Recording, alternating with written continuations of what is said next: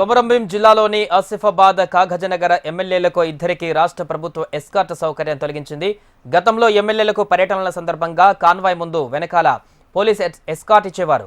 కొత్త ప్రభుత్వం వచ్చిన తర్వాత ఎమ్మెల్యేలకు ఎస్కార్ట్ ఇవ్వడం లేదు. ప్రోటోకాల్ పరిధిలోకి వచ్చే మంత్రులు, హైకోర్టు, సుప్రీంకోర్టు న్యాయమూర్తులకు మాత్రమే ఎస్కార్ట్ ఇస్తున్నారు.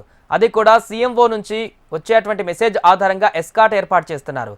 ఎమ్మెల్యేలకు ఎస్కార్ట్ ఇవ్వకపోవడంతో వారు కొంత అసహనానికి గురవుతున్నారు. మంచిర్యాల, నిర్మల్ జిల్లాలో ఎమ్మెల్యేలకు ఎస్కార్ట్ ఇస్తూ తమకు ఎందుకు ఇవ్వడం లేదని ఎమ్మెల్యే కోవా లక్ష్మి ప్రశ్నిస్తున్నారు. ఎక్కడ పోతే కూడా మాకు గుట్టలు మెట్టలు అడవి ప్రాంతం కాబట్టి మేము ఒక గిరిజన మహిళగా, ఒక ఆదివాసీ మహిళగా ఇవాళ ఎస్కార్ట్ లేకుండా మేము తిరుగుతున్నాము. ఒక ఇద్దరు గన్మెన్లు పట్టుకొని మేము అడవి ప్రాంతం మొత్తం కూడా రాత్రి అనగా పగలంతా కూడా మేము తిరుగుతూ ఉంటాం.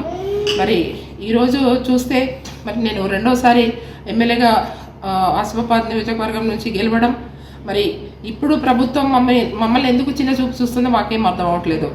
అటు మంచిర్యాల కానీ, మన చెన్నూరు కానీ, తర్వాత ఖానాపూర్ కానీ వాళ్ళ ఎమ్మెల్యేలకేమో ఎస్కార్ట్ పెడుతున్నారు, మాకేమో ఎస్కార్ట్ ఇవ్వట్లేదు. మరి మాకు ఎస్కార్ట్ ఎందుకు పెట్టట్లేదు అని ఇక్కడ ఉన్నవంటి మా ఎస్పీ గారికి, కొమరంభీం జిల్లా ఎస్పీ గారికి మేము అడిగితే ఎస్పీ గారి సమాధానం ఏం చెప్తారంటే, పైనుంచి ఆదేశాలు వచ్చినాయి కాబట్టి మేము పెట్టట్లేదు, మీరు పైన మీరు అడగండి అని చెప్తున్నారు.